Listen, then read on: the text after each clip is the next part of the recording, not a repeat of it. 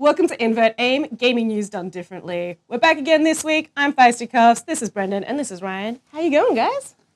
Doing good, doing good. I'm still chasing that elusive first chicken dinner in the PUBG. Hashtag stay hungry, but it's coming, it's coming. Stay humble, I like it though. Did you say hashtag stay hungry? I did. I need a new show.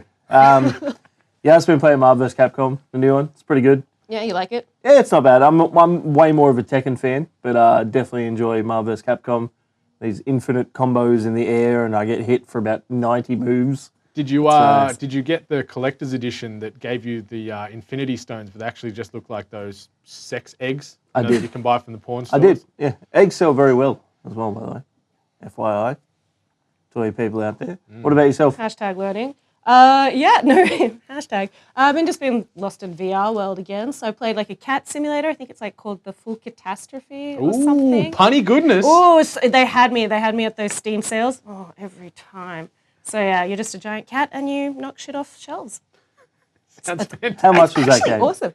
It was free, so it was like Okay. the VR extension was free for like the $3 game that it was. So What would you have said if it was too much money? Where would you have said you paid too much? What's the dollar how much amount? is too much? $30. Okay. Would have been too much. Yeah. Yeah. I was curious if you were going to say 5 or 10. 5 or 10. The amount of I own 1,000 games plus on Steam, but most of them I bought for 99 Twitch, cents. money. No, but most of them I bought for 99 cents or lower when the Steam sales happen. I literally go sort by $5 or less. price, yeah, and then add all these ones that are like 1 cent to my card. Cheap Twitch bastard. So on today's first segment that we're going to be tackling, it's a new wave that is starting to take over the streaming community, falling into that IRL bracket for the subclass, and it falls under ASMR, which I'll give you the exact meaning and description of this, is the autonomous sensory meridian response, and it's a term used for an experience characterized by a static-like or tingling sensation on the skin that typically begins on the scalp and moves down the back of the neck and upper spine. So it's low-grade euphoria is what they're trying to call this thing. It is a touch sexual, but let's check out this clip and see what we think.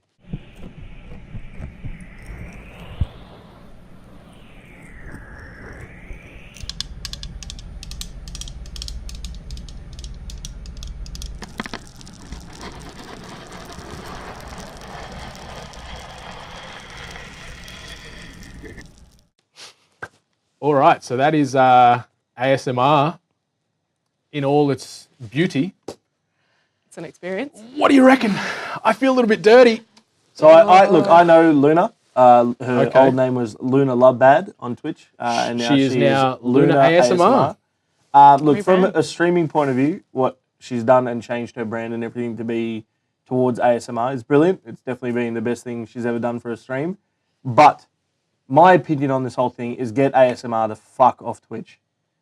It's obviously mostly sexual for a lot of people that are doing it. I know there's other reasons and stuff like that, and I understand with the IRL section that they need to. Twitch need to tap into the IRL section because a lot of the Asian-based countries, IRL streams are such a big thing. They need to control that market. Otherwise, they're missing out on such a huge player base or such a huge viewer base in Korea, in other parts of the world as well, right? But mostly in the Asian-based countries, they have these huge sections for IRL. And I understand that Twitch need to capitalize on that, but ASMR doesn't belong on Twitch. It's obviously sexual for most of the people that are viewing it. I know there's probably a few people out there that are going to rip me apart and give me reasons why, but if you watch how most of them are done, and I'm not just saying about one person, I'm saying that you watch how most of them are done, nah, get it the fuck off. Get off. Get off.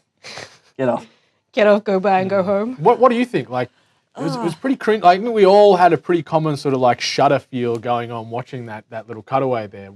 Like, to me, how does that make you feel? I don't like it. I'm not the target audience for it. Like, I can straight up admit that. I have that thing where I hate listening to people chew with their mouths open. Like, if you're on public transport, I will physically remove myself as far away as possible from you because I just cannot be in those kind of situations. So that was really unsettling and unpleasant for me. And as I said, I'm 100% not the market. It's cool, but yeah, why? Yeah, and So many that's. questions. I think that's something that Twitch or these streaming platforms need to be held accountable for. It's like, yes, there's this IRL subcategory now, but it includes anything. Like, where's the line get drawn when it's like, no, this doesn't fit into our business model, or no, this leans towards some sexual subtext.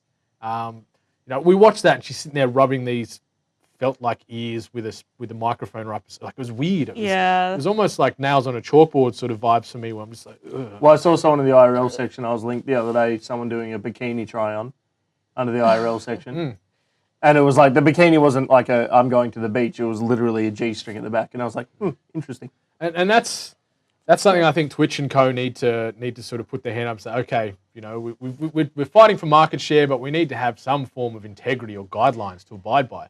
Like this, dating back to, I think it's been approved or got initially denied ASMR on Twitch in January 2016 because it didn't have any video game-based attachments. Since then, obviously, IRL's come out, so they're open to these things. People stream themselves at the bloody shops or having a coffee or reading friggin' Harry Potter literature or whatever. Like, there's. But that's the thing; they're actually doing something, right? There's a huge difference between that and a girl. And just to be very, very, very clear, I don't care if it's a guy or a girl, right? Like, there's a huge difference between someone doing something actual IRL, or even if they're sitting at home reading an audio book or doing something like that, or even just literally talking shit. They could just be sitting in their room talking crap and just talking about IRL stuff or just talking about stuff that they're doing. There's a huge difference between that and someone literally on stream opening up lube, rubbing the lube on their hands, and then touching these ears while whispering into them.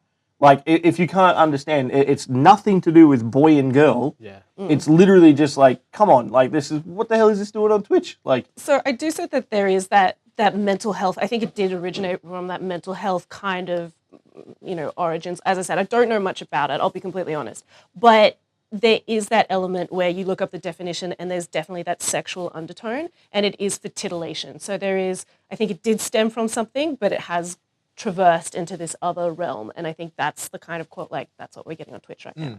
titillation. Titillation. That's a great word. It is, isn't it? It doesn't get used anywhere enough in society. Titmouse, giggle like a girl. Yeah, I don't know. I don't like it. It's not for me. Obviously, as you touched on, there is some healing qualities or some bullshit they try and typecast this as. Like, if I'm trying to go to bed and I'm restless, I'm not going to listen to some girl or guy whisper into a fake set of ears and then rub a cotton wool butt on it. Raindrops. Like, it doesn't do anything for me. Give me one of them whale soundtracks or something like that. Give me some panpipe music. Well, I would rather listen to someone playing the panpipes, or because then there's that merit of creative, which is I think what Twitch is about. It is about creators, whether you're a gamer or a streamer or whatever you're doing. There's that element of contributing and creating something new. But yeah, I don't know. Is this the same sort of thing where they're trying to say that it was used for mental health in a sense where they said that fidget spinners were used for kids with autism? Yeah, so it was. Is this the kind of thing that they're trying to say? Yeah. If there is valid stuff out there for ASMR, if you guys are out there that know most about that, could you tell me the differences between what we're seeing on Twitch as opposed to the stuff that I'd be interested to see the difference between what we see on Twitch and what the actual stuff that's used for mental health, because I'd like to see the differences between the two. If it's exactly the same, I don't get it. I'm curious if it's more so just an audio sensory thing where typical ASMR doesn't have a camera showing the user doing these things. Maybe it is just audio, audible based stimulation. So maybe you just got headphones on, your eyes are closed, you're feeling those fake ears get felt up ever so nicely. But when you see it on Twitch, and these people, they're obviously acting onto the camera as well. Maybe they're genuinely enjoying it and they're ASMR advocates or whatnot, but you watch some of these things and they seem to be taking the piss. They're like, I'm having so much fun, as they whisper into the ears, and it's like, yeah, looks like I do love it. But the ones that I have seen, it is exactly that, where sometimes the visual footage doesn't match the audio footage. So they'll have someone talking softly, and it was the ones that I've seen in any case, it's positive affirmations, and it's just, it's to help relieve your stress and anxiety of the day. So it's really just to keep those positive thoughts happening and just help you let go of everything that you went through. But this is, as I said, and then as you said,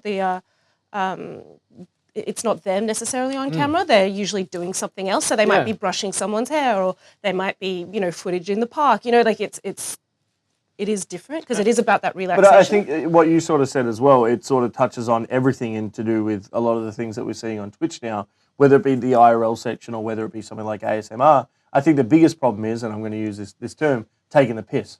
It's one of the things that we're seeing now where, look, you can do ASMR stuff on Twitch. It was banned, now it's allowed, right, for whatever reason, whether it be to do with the IRL section. But when you've got things that are being overtly sexual, like it's obviously has some sort of sexual undertone. Because it is tied into health and well-being, wouldn't you need to have some kind of doctorate or do some kind of class to have the credentials to appropriately do ASMR? I don't know, like, it's just a thought. I just want someone to yell halfway through an ASMR stream. Just bait everyone in and then just be like, this is so good. do you like it? Cross-platform gaming, is it ever going to happen in the console war? Will Sony and Microsoft ever play nice? Guys, help us out here. It's the gamer's dream where you can just be like, hey man, what are you doing? Want to play? I'm playing this game on PlayStation 4. And then you're like, no man, I've got an Xbox. Can't help you out. No, just me.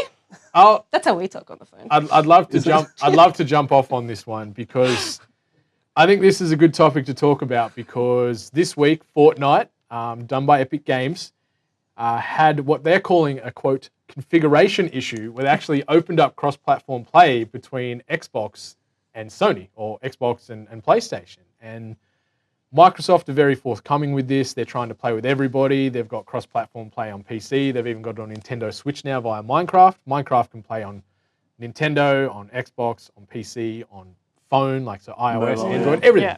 But Sony are just so resistant to this, yet further proof in the pudding, like it's there, like the ports or whatever in the back end, this configuration issue, it's ready, but Sony just like, you know what, Microsoft, get stuffed. We don't want to share our user base.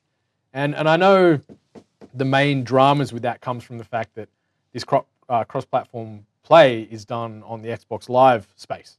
So people will have to sign up to a Microsoft account, and Sony are fearful that they'll lose some of their player base, or, you know, what they're saying is, our player integrity is key. We don't want to have their identity stolen or their information stolen and unsold, which, you know, makes sense to a degree, but it's all a crock of shit. They just don't want to split their player base up or open them up to poaching to come across to Team Green, which annoys me because Microsoft, yes, they're behind on console wars, but they want to play. They want to make an ecosystem for everybody. As you said, who doesn't want to go, hey, I'm on Overwatch, man. What are you playing on? I'm on PC, I'm on Xbox, I'm on PlayStation. No worries, we'll play together. Yeah. Like, I think the first thing to sort of touch on in regards to what you're saying, though, is would Xbox be okay with all this if it was a Sony sign-up? Maybe that's something that they could work out, right? So obviously with it being a Xbox sign-up, that is a huge issue for Sony, right? From a marketing point of view, whether you're Xbox or whether you're Sony, if it was vice versa, do we think that Xbox would be okay with that? That would be, I think that would be an interesting point for maybe Sony to put across, because we're talking hundreds of millions of people potentially. Yeah, well, there's 60 plus million PlayStation 4s sold. So I guess if you look at that player base, you even split that in half for online players. It's a big market for Microsoft to potentially comb through. You definitely need like a essential user pool where you can just sift through everyone's, regardless of which platform that they're on. I think that would be the solution for everyone to play ball. So. Yeah, I want it. Like, it annoys me that Sony are so resistant on this, and they come out with this bullshit marketing speech every time this stuff gets brought up. You know, they're looking at it and they're exploring avenues and all this, and it's like, mate, it's ready, it's there. These guys are ready to go. Happened with Rocket League a few years ago. Obviously, there's cross-platform play with PC and PlayStation 4, but obviously Microsoft doesn't get a sniff of that to sort of play across as well. But then you get a company that's as antiquated and as closed-minded as Nintendo even coming to the party and saying, hey, yeah, we'll cross-plat play on Minecraft on the Switch, with Xbox, with like phone, with tablet, with everything. Like, when you can open up Nintendo, who are so closed-minded with all their IP, they don't want to share nothing with anybody. And yet they're coming to the table and that Sony is like, nope. Are you really surprised though with like, because Sony is at the forefront of the exclusive titles. They're the ones who don't want to share. I think like Xbox has kind of let go of that a little bit, but they're definitely like keying on being like, this is ours only. So I don't see that as a detriment though. Like, because yes, they do have all those exclusives, that means their player base would have to stay to play those exclusives. But for these cross-platform ones, when you're getting more community-based events where, you know, say I'm an Xbox guy, you're a PlayStation girl, you're on PC, whatever it is, you know, we can all play and exist in this ecosystem. It's for the best. Like it's the best of both worlds for gamers. I think agree. one of the big problems would be with Sony as well, though, is a lot of the big decisions from Sony come from Japan themselves, right? And so one of the only experiences I have working with Sony is we stream Final Fantasy 14 for them, right? And when Final Fantasy Online first came out, we were only allowed to listen to, so they wanted us to play the game, we're playing 10 hours a day for X amount of weeks, right? We were only allowed to play Final Fantasy music. So we had to listen to I don't know what they're called, the chocobo or whatever the hell it is, runs around. So we had to listen to that music every single time we streamed the game. We were not allowed to play our own music.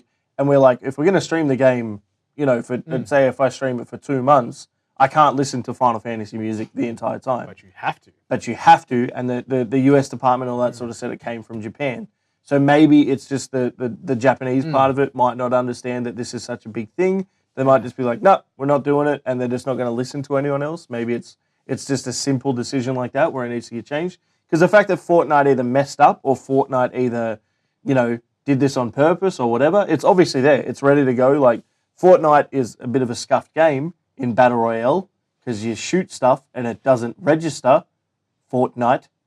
But outside of that, the cross-platform's ready. It's there. Why not launch it?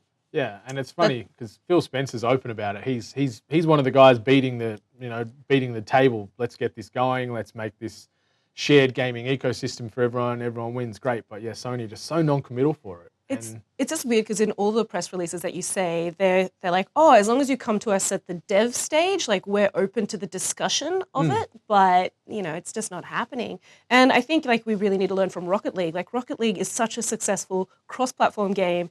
It's doing it right, and where's the problem? Like you see the PC guys come at the competition or the console guys, and there's no issue at a competitive level. Yeah, it's funny on Rocket League. There's 2 separate cross-platform capabilities. So PlayStation 4, and PC can play together, but then PC, Xbox One, and when it drops on Switch, they can also play together. But like it's not going to mesh. It's 2 standalones. So you've got 3 separate entities doing one, and then one from over here jumping on with Sony as well. It's just, it's like they're just the spoiled big kids, because they know they're the king of this generation's console war, so they stand by that success and don't want to share and just adamant that it's not going to happen, which just makes no sense to me. The gamers lose out. The gamers lose out. The developers lose out. What do you think would happen if we did go fully cross-platform? Because I know on certain games, like Overwatch, for instance, there's different buffs on different characters because of the way that you play the game. Or my favorite is Torbjorn on Torbjorn on console. He's a favorite because of his auto target turret, but not so good on the PC necessarily. I think the big problem is that I don't think that console to PC will work. It's an issue that you've seen in the past. Where auto aim on console is a thing. It happens, right? And so when you're looking at PC, when you have people playing with a keyboard and mouse, it just doesn't transfer very, very well. And a lot of people, without that sort of auto aim feature on consoles that most games have built in, they're just going to get outperformed by most But PC it's also players, the right? movement speed itself. Like obviously you can tilt a move mouse your a lot quicker than you can move a joystick on your thumb. And that's why they have the sort of auto aim thing, right? So I think that's where we'd see a problem. Outside of that, I think there's almost no reason outside of a marketing move for PlayStation and Xbox to now be cross-platform. Exactly, because especially at that competitive level, there's nothing stopping us having just PC-only competitive gaming and then, just checkbox and then open up to all the consoles, there is a way around it. Yeah. For the good of the gamers. Sony, give us what we want. Sony, when you watch this, because I know you guys do, we've made the decision. Let it through. All right, Flappy Birds. It is officially out of here again. So Flappy Birds was taken off the iOS market a few years back, and now they brought it back out, and now it's been taken off again. Dong Nguyen, Dong, has decided that he's had enough, and it's coming off the store again. For anyone that doesn't sort of know the backstory behind that, when Flappy Birds originally got released, the game was too hard, and people were threatening him and threatening his family and threatening to kill him and stuff like that because the game was so hard. Thoughts? I'm laughing because, how dare you make a game that is challenging that I really enjoy? Get good, Scrubs. Come on, get good. It's insane how big this game became seemingly overnight. They were saying some statistics based from The Verge was generating $18 million a year. So it came out in May 2013. So $18 million a year over the past 4 years. Nothing to 50 million downloads by January 2014. So within 8 months, something like that, if my maths is right, 50 million people had downloaded Flappy Bird. I was one of those. I played it a bit. It is hard. Do you remember when the game first came out and they originally took it down within a couple of days? And people were selling iPhones with it downloaded on eBay being like, Flappy Birds already installed. Yeah. Get it now. Shut up, dude. So good though. I love Was that you? Or you just cut because you didn't do that? Yeah, so 50 million downloads and counting. #1 free game in app stores in 53 countries around the world. Like, it was a global phenomenon. Old Dong Nguyen in that first 6 months got 148,000 Twitter followers.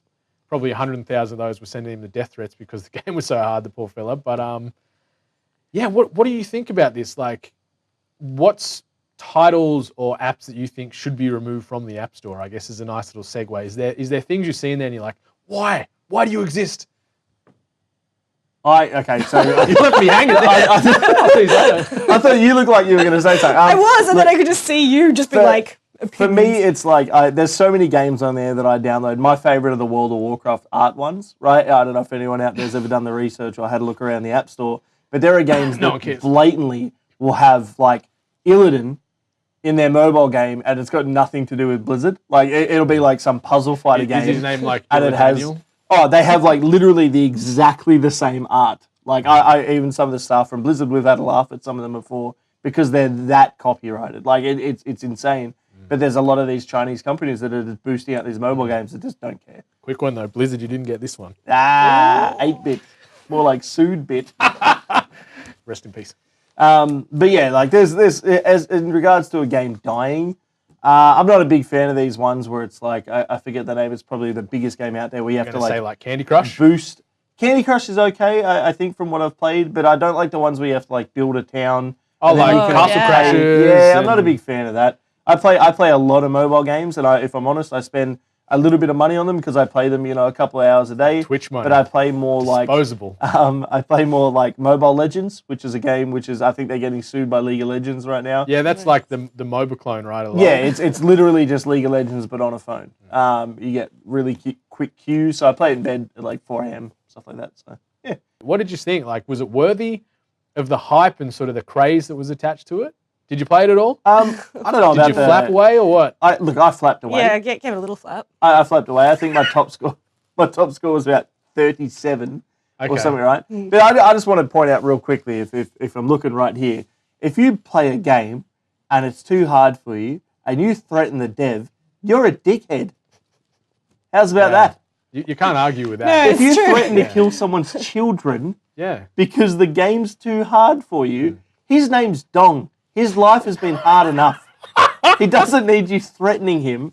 You're a dick. Leave him alone. I'm pretty sure in Vietnam, I think he was based Dong. Yeah, he's near Hanoi. That's as common as John over here. Like, everyone's Dong. Well, this Dong was getting threatened. And I'm sticking up for him. Poor little dog. I agree. I just think it's so nuts. I mean, the thing that was priceless with the levels of Flappy Bird is that it didn't get progressively harder. No. It was just the time till the pressure got to you. Yeah, so. and obviously there was a lot of hype and a simple. bit of anger and controversy attached because they were saying it was lending itself a lot to Mario. Obviously, you're flapping your way through various green drain pipes, as Mario used to go through. He's no longer a plumber now. It's been confirmed. He's retired from the plumber game, which is sad news. He's an Olympic swimmer now, isn't he? Yeah, running around with his shirt off. That's a story for another day, though. What the hell have I missed? Everything. The world's moved on, mate. It's changed. But yeah, it's interesting. It's testing when a game gets this amount of craze and then on the back of that amount of hatred because it is hard. To sort of back to Flappy Birds. Look, I'm not, if it goes off the market, whatever, Dong's probably made more money than most of us will see in our lifetime. 18 mil a year. Yeah. You know what I mean? I think that he's probably still going to have some sort of revenue coming in, or he already has something else lined up. Mobile gaming right now is an absolute monster. If I was a game dev or something like that, I'd probably put my money into trying to make a mobile game. It's just the revenue that you see from mobile gaming now is way too big, as opposed to something like an MMO or even an FPS game. To be a successful FPS game is so hard right now. So I'd probably put my money into a mobile game, and he can retire forever. Cheaper to develop too. Exactly. Yeah. You know what I mean? The team to develop a mobile game versus an entire campus full of devs. I know what I'd choose. So Anyway, 25. Flappy Bird horror stories. Get at us. Yeah, how many phones have you thrown at a wall? How many phones did you sell during the great Flappy Bird outrage of 2015? So that's it from us this week at Invert Aim. What do you think of ASMR? Does it belong on Twitch, or should it have its own little special place on the internet? Cross-platform gaming, is it about time that the devs give us what we want? And Flappy Birds, do you even care that it's gone? Let us know. See you on Twitter, guys. Bye. Much love.